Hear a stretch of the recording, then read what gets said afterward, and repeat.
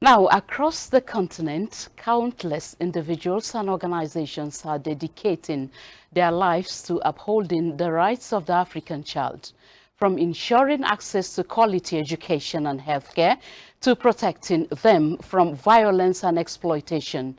The journey towards fulfilling every child's potential is ongoing.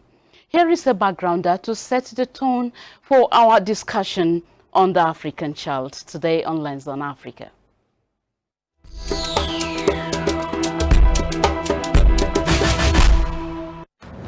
The International Day of the African Child, observed annually on June 16th, commemorates the 1976 Soweto uprising, where students protested for better education and were met with violence.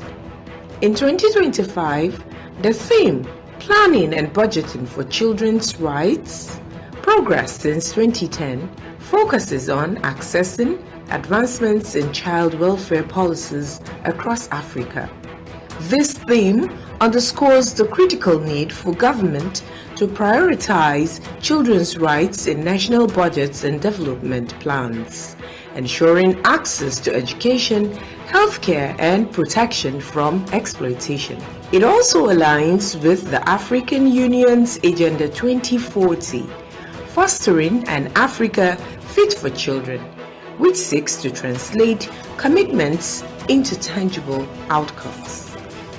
Since 2010, African nations have made strides in child-focused policies, such as increasing school enrollment and reducing child mortality.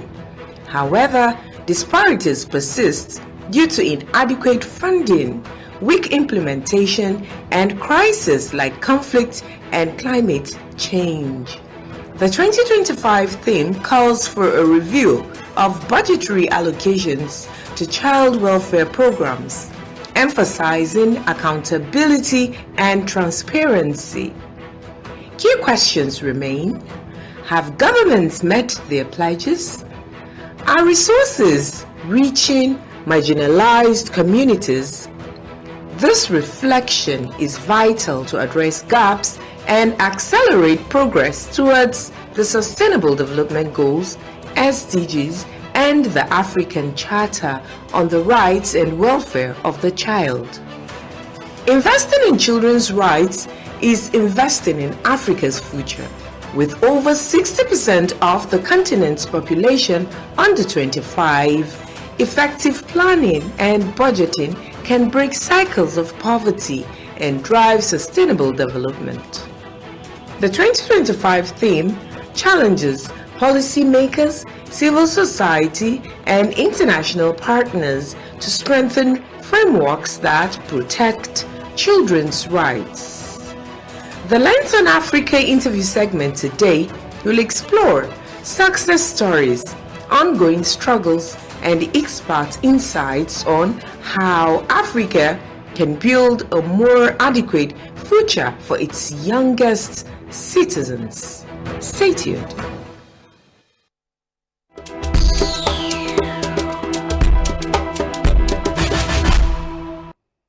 Now, to delve deeper into what this day means for the children of Africa, I am right now being joined in the studio by two guests. To my far left is Saida Hawa Sufyan, a multifaceted individual, a poet, writer, and social activist dedicated to promoting social justice for marginalized groups.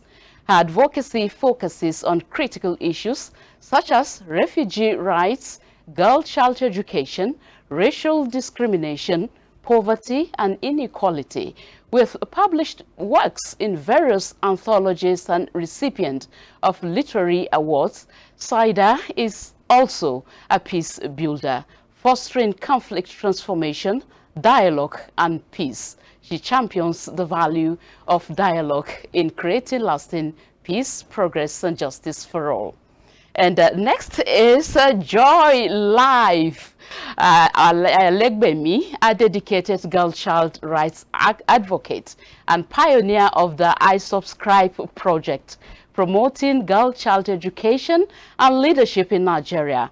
She has organized numerous programs, launched her debut book, and participated in high-profile events, garnering international attention and support. Joy's efforts aim to empower young girls, providing educational materials and training to overcome barriers. She has also been appointed as the Youth Arm Coordinator of Women Community in Africa and is working towards establishing a digital literacy center for girls. Quite huge. You're welcome to Lens on Africa. Good to have you here. And though the International Day for the African Child is on Monday, 16th, of course, we have to start our discussion earlier than that time. So I said, Happy African Child Day. Thank you. Okay, I want to start with you because from the special report we watched that precedes the background, you were so passionate talking about an African child. And since 2010, how has the advocacy been and on the rights of the African child? Thank you. Since 2010, lots of effort has been made in terms of advocacy and also government institutions funding various initiatives to promote the rights and education of the African child. So firstly, I would like to commend government institutions and agencies, international donors, non-governmental organizations for the advocacy they've done, for the various projects they've implemented and the various initiatives to promote the rights and the well-being of the African child. However, looking at the rate of out-of-school children in Nigeria alone and Africa at large, we can see that so much work needs to be done in terms of advocating for more children to go to school, in terms of providing more scholarship, more financial aid, and in terms of ensuring that funding is allocated to the right areas and to the children who truly need it. Watching the brief documentary before this interview, I could see talking about marginalized children. Today, having an event at the Durumi IDP camp was an eye-opener to seeing what these children truly go through in terms of their welfare, their well-being, their education. Feeding sometimes can be difficult for them. Clothing, housing, it may seem as a luxury to them because these things are not easy to come by for them. So these are the areas I think governments need to put in so much effort and resources into ensuring that we cater for these children and we also invest more finances in promoting their education and their overall well-being. The government needs to put in more effort to ensure that these children are being prepared for a better tomorrow and they can add to our future. So I commend the government greatly for their efforts, but this is me urging the government to put in more effort, especially for children in marginalized areas. Oh, all right, thank you very much, Joy. You've spoken about why government need to come in here and of course intensify effort in helping these children. Sayada, let me take you on the aspect of the policy and budgeting when it comes to the national budget. Do you think it is important to include the children and their rights? It's very, very significant. So first of all, let me say we do have a crisis. We have a crisis. There's a sense of urgency for kids because we have over 20 million out of school. We have kids in terms of that are vulnerable. We have a category of orphans. We have kids on the street begging. We have kids exposed to exploitation. We have kids that abuse discrimination. We have kids in the extractive industry that people tend to alienate. We have children under hard labor that are working in the extractive sectors without being paid, without going to school, without adequate support being provided to them. So it's critical for every single government, not just Nigeria, across Africa, to ensure that the children get that necessary support and the children are included and systematically captured into every government's policies. So according to the UNICEF, that's the United Nations branch for education, last year they brought about a comprehensive education analysis. And they said that the African governments are not meeting the benchmark in terms of education. education is still largely underfunded across Africa. You have over 100 million primary and secondary school age children out of school still in Africa. And yearly, Africa is supposed to be spending 183 billion. I'm not saying this, UNICEF is saying this, 183 billion on education for the kids, but it's still largely under we're spending about 100 billion rather than that 183. So if the policies for kids, for their rights and whatnot is not captured, then we cannot meet the set targets. And there's also a benchmark set by the SDGs framework, which says that you have to have 20%, that's each African state or whatnot has to have 20% in their funding for education. And currently, according to UNICEF again, less than 9 or just about 9 African states meet that target, or even maybe 15%, not the 20% benchmark for education. So we must make education a priority in the budget and whatnot. So okay, let me still dwell with you here. You're talking about what do you think actually is the bottleneck in meeting the educational needs of children?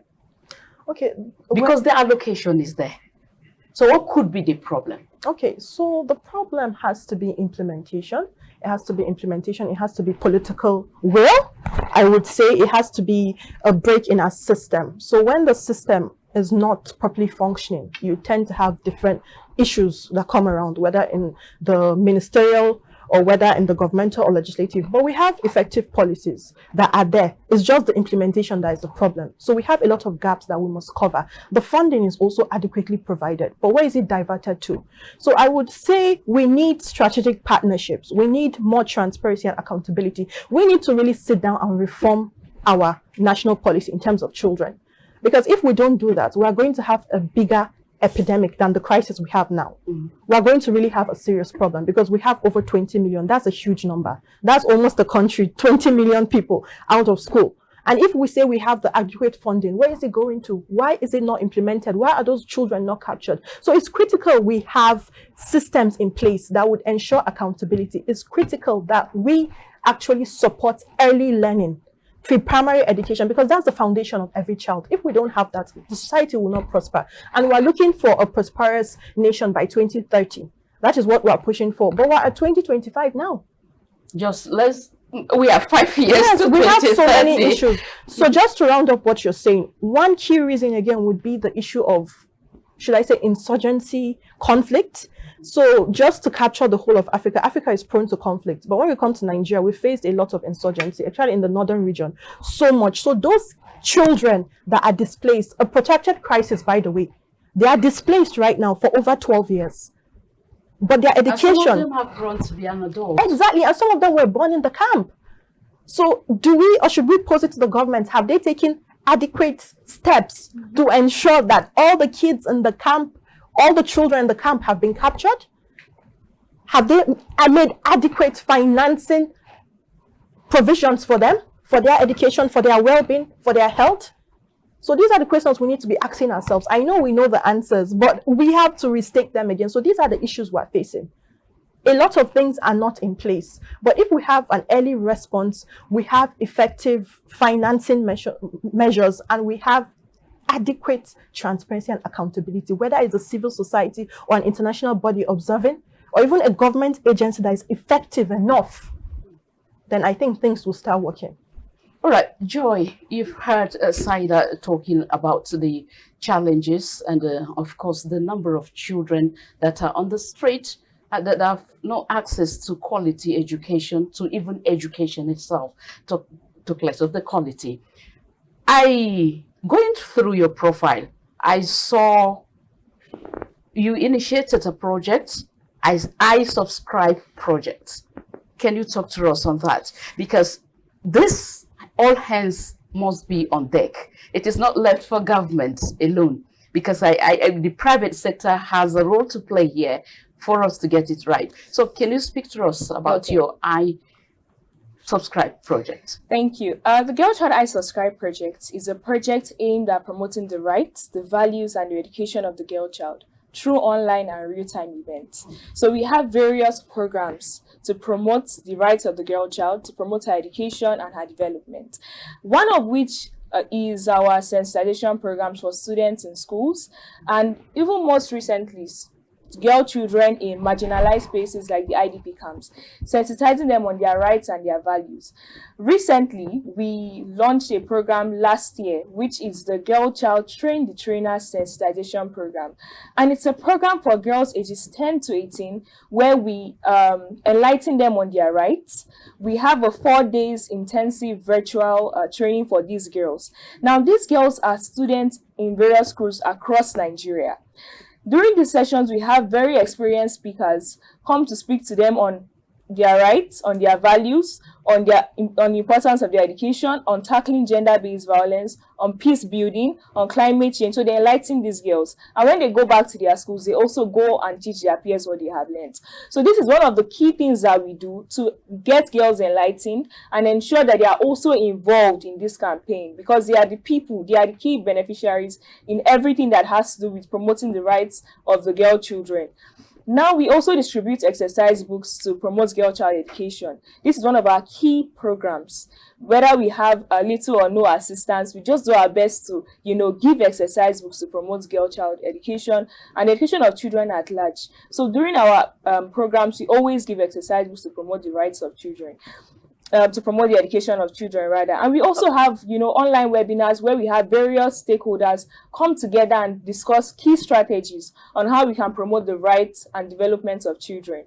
And we can't do this alone. Like you said, the government can't do it alone. NGOs can't do it alone. We work with some government agencies. We also work with embassies, like the Embassy of Sweden in Nigeria, the Embassy of Belgium in Nigeria, and various other key stakeholders to ensure that these initiatives are sustained, but most importantly, they get to the girls.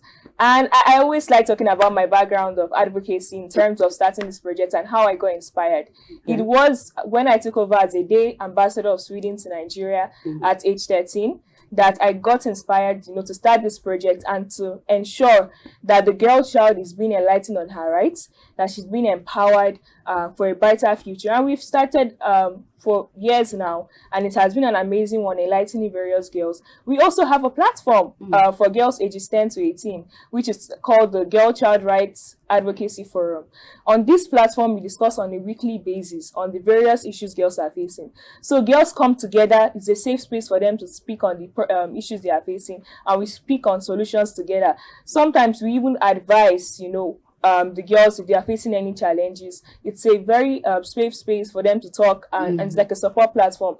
So these are our own way of contributing to government efforts, of contributing to ensure that we create a Nigeria where every child has access to education, where every child has their rights, understands their rights, and when their rights are violated, they know how to deal with these issues.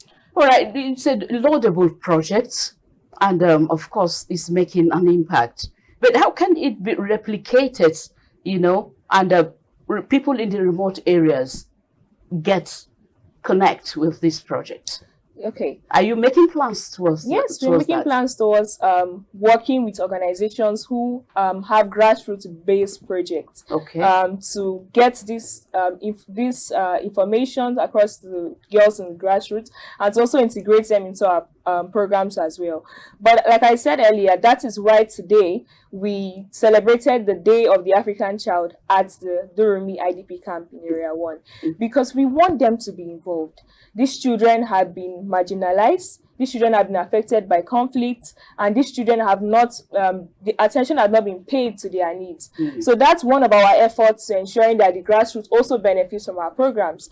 During the program, we also give exercise books to support the education of these children. We ensure that we urge key stakeholders, to take action, and we also enlighten them on their rights as well. Yes, of course, action have been taken, and people are speaking, people are talking, and the action is already there. Saida, she spoke about a girl child because she's passionate about a girl child. I don't know, because maybe she's a definitely. girl. You, I presume you are from the northern part of Nigeria. Yes. Okay.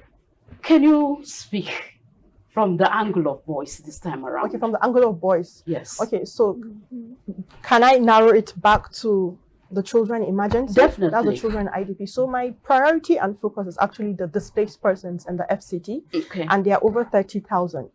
So they are facing multiple pretorial challenges.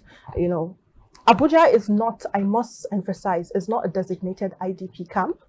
So they have support. There's a refugee commission, Ministry of Humanitarian and whatnot. But Abuja is not a designated IDP camp. So a protracted crisis for over 12 years would actually create gaps, would create some barriers which would be difficult for the boys to actually get the necessary assistance and necessary support they need. And I say this because for over 12 years, you can imagine meeting these children, speaking to them, interacting with them, there's still some trauma. There's still a large sense of sadness and whatnot when you actually interact with them. There are still a lot of issues. So speaking about the boy child in terms of children emergency, I would say that we need to really be sensitive about it, because I met a couple of children, but I would be specific. About 2 boys, and what their dream is to lead this country one day, to be a transformational leader, to be a president of Nigeria that can take us to our promised, exactly, to take us to our promised destination. So we'd leave the negative and come to the positive. They have a lot of potential. They have talent. They need support and mentorship. And if we do not act, as I said at the beginning, there is a crisis. There's a sense of urgency. If we do not act, we are going to lose the future which we are dreaming of. Because how do we act? Okay, we need to act immediately, because some of these boys engage, not just the boys, they engage in drugs, they engage in a multiple of negative or criminal activities, and it's as a result of peer pressure, the environment they are in. So if we actually had support and measures in place, I think this would be prevented, because we have children, young boys under the age of 16, even partaking in some of these activities. So youth restiveness needs to be curbed immediately. So we can do a lot: strategic partnership, impact financing, ensure that financing is there for children in emergencies, whether it's a protected crisis, whether it's 20 years or 30 years, they need to be resettled. The IDPs as a whole need to be resettled. They need to be giving back a sense of justice, a sense of belonging in the community. They don't have that. They are being curbed in different places. They haven't resettled. Why hasn't the government resettled the IDPs for over 12 years? And there has been allocated destinations, or should I say lands, given for the resettlement of the IDPs. So why hasn't it been enforced? So we need to come as a collective, stakeholders, all stakeholders, whether it's the government, the private sector, who, if you're committed to this, help to invest in the future and welfare of all children, regardless of them being vulnerable or not, or we would have an epidemic on our hands, which we already have right now. And God will help us out of it. Joy, let me ask you, or take you rather, on, of course, the youth in Africa, our population is growing at geometrical rate. What economic benefits can we derive from our youth, the long-term economic benefits, when everything is put right? I would always say African youth have so much talent, but even more importantly, we have zeal and passion in whatever we do. But we need the education, the skills, and everything that is very crucial in building ourselves for the future. When we have a Nigeria and when we have an Africa where every child has access to quality education without barriers, we can be sure that we have a future of African youths who can unleash their potentials and truly achieve greatness. When we have a Nigeria and an Africa where every youth is being given access to job opportunities, I can assure you that the tomorrow would be better. When we have an Africa where youths are not sidelined, where policies and funding is being put rightfully in ensuring that these youths are empowered, great things can happen. We've seen various youths in the past who have become innovators, creative geniuses in Nigeria because they got the support that they needed. Seeing a lot of children today, many of them have passion. Now, there is a girl on our GCR Advocacy Forum where we discuss weekly. She says she wants to become the next Minister of Health in Nigeria. Looking at that girl, she's a very intelligent person. She's someone who is so brilliant, and she has access to quality education. I can only say that the sky is the starting point because she has so much potential.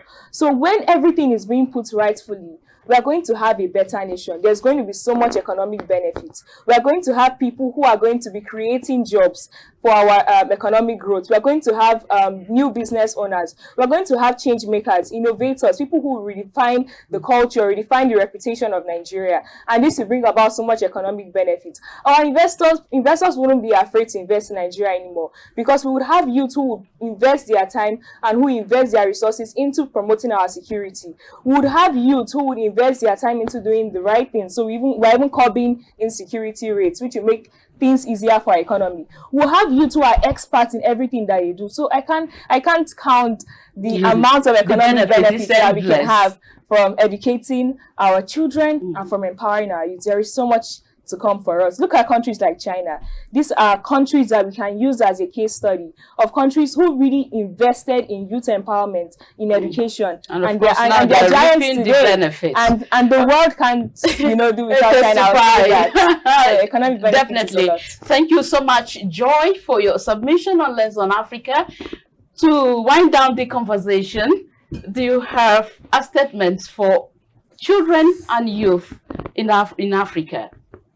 Okay, so I would restate and stress on the fact that we need to ensure that there's adequate financing for investing in the future and welfare of children. We must prioritize their rights. We must prioritize their education, their health, their well-being. There's a sense of urgency right now. Africa is prone to conflicts. So how do we ensure that we minimize conflict that is not affecting the children? Yes, we have a lot of children emergencies, whether it's man-made or natural emergencies, but we must be timely in our response. We must ensure that we actually work to safeguard our children because they are our assets. They are all our assets. They are the future, the prosperity we want, the prosperity we demand, and the prosperity we hope for. We need to be inclusive. If they are not inclusive, or if they are not included in our society, society would never progress. We would never achieve the benchmark, each benchmark we set every year, whether it's 10 years, 20 years. And we must come as a collective, because it's a collective issue. No one must be left out. All stakeholders, whether it's the community, whether you don't have money, just come together. Come together, the government, help, assist. Don't leave it just the government. It's not just a governmental issue. It's an issue on every single level. But we must ensure that we all work to thrive. Because if we don't thrive, society would never progress. Very well spoken, Saida. Thank you so much for your contribution on Lens on Africa concerning the African child. Thank you. Thank you so much. Yes, good luck in your endeavor. Thank you. All right. I've been speaking with Joy Life Alegbemi and Saida Hawa Sufyan, children's rights ambassador and activist.